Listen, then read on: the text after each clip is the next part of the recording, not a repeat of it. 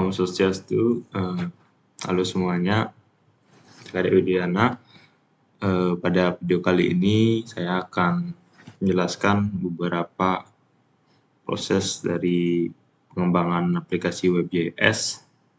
Pada video sebelumnya saya sudah menjelaskan beberapa tentang penggunaan GeoServer, tentang penggunaan provider dari WMS, WFS, WCS, dan juga untuk men-style dari layer tersebut menggunakan SLD. Nah, pada video kali ini saya akan menjelaskan beberapa hal yang sudah saya lakukan.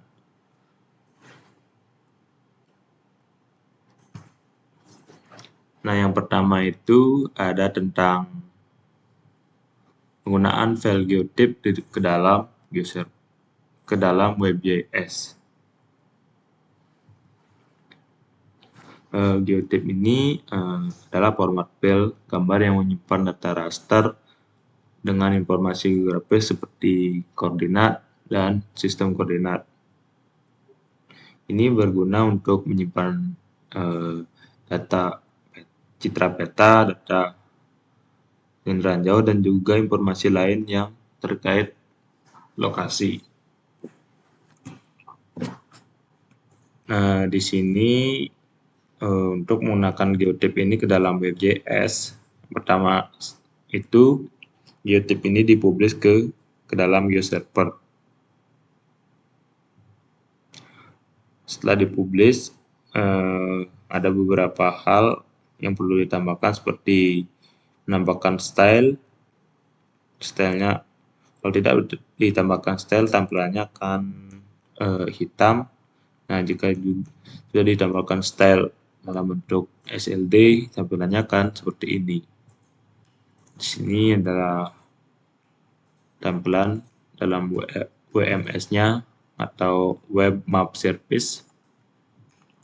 Nah, setelah tampil seperti ini, lalu tampilkan ke WebJS. Untuk menampilkan ke WebJS-nya menggunakan, seperti biasa, saya menggunakan lab.js. Nah, untuk penggunaan geotip ke WebJS seperti ini. Yang selanjutnya ada integrasi data dari Google Earth Engine ke dalam WebJS.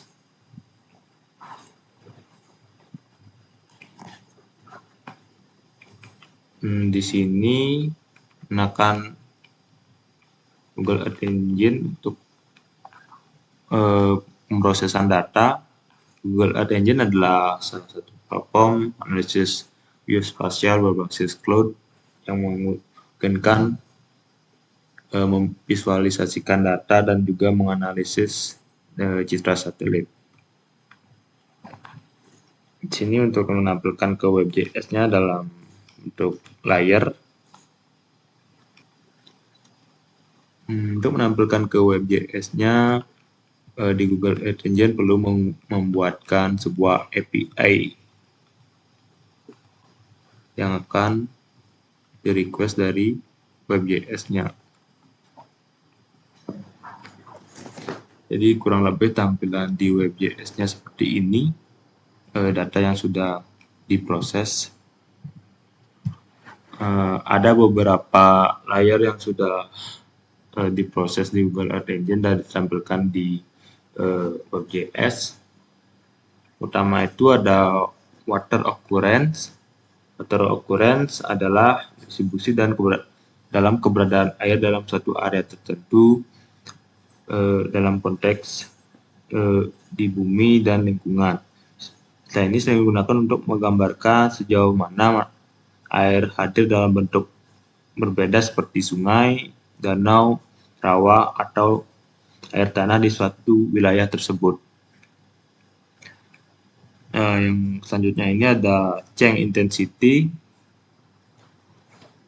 Change intensity atau intensitas perubahan mengacu pada seberapa besar dan kuat perubahan yang terjadi antara dua kondisi atau waktu yang berbeda dalam berbagai konteks. Ini bisa merujuk pada seberapa besar perubahan dalam parameter tertentu. intensitas cahaya, suhu, curah hujan, atau yang lainnya. Selanjutnya ada water season atau musim air. Ini merujuk pada periode di mana distribusi air dalam bentuk berbagai sumber air seperti sungai, danau, dan rawa mengalami perubahan yang berhubungan dengan faktor-faktor seperti curah hujan, suhu, dan pola aliran air. Selanjutnya ada GWP Land Cover atau Global Land Cover Characteristic Database. Inilah sebuah basis data yang berisi informasi tentang tutupan lahan global.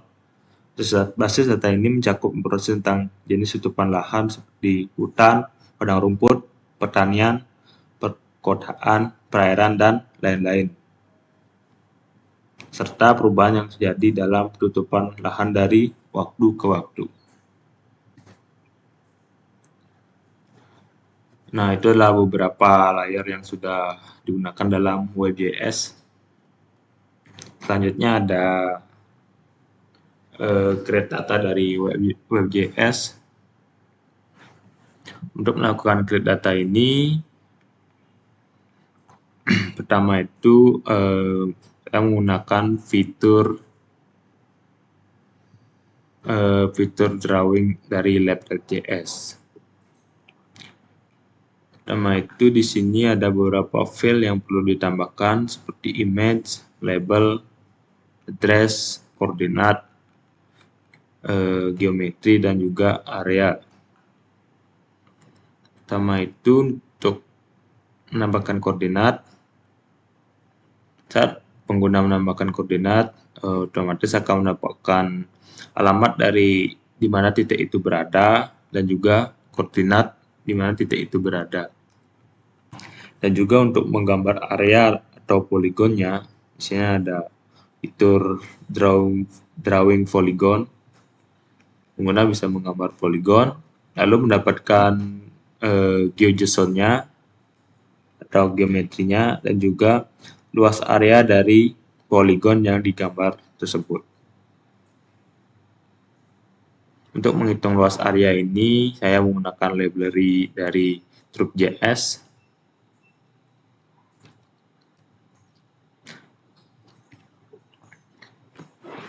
Nah, selanjutnya di halaman front page juga ada di sidebar kiri itu ada tentang analisis data. Sini untuk menghitung luas area juga menggunakan Drop.js. Drop.js ini adalah library yang berbasis untuk pengolahan data untuk geospasial.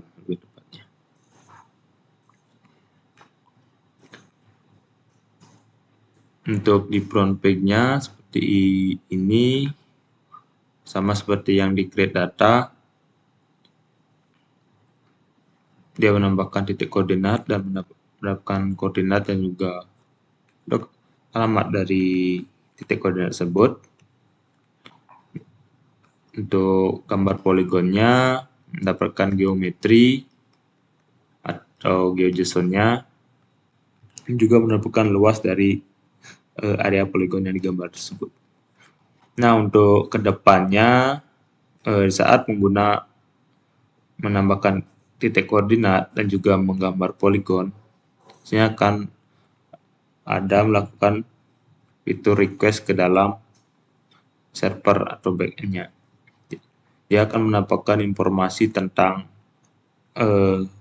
wilayah tersebut ada apa aja. Akan ditampilkannya di sidebar kiri ini. Nah, mungkin itu fitur dari create data dan juga drawing polygonnya.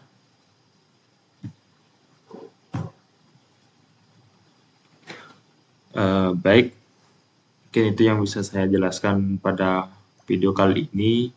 Untuk kedepannya, saya akan melakukan seperti yang tadi saya jelaskan, melakukan request ke server dan melakukan informasi di dalam suatu wilayah tersebut yang digambar oleh pengguna. Baik, sekian dari saya. Terima kasih.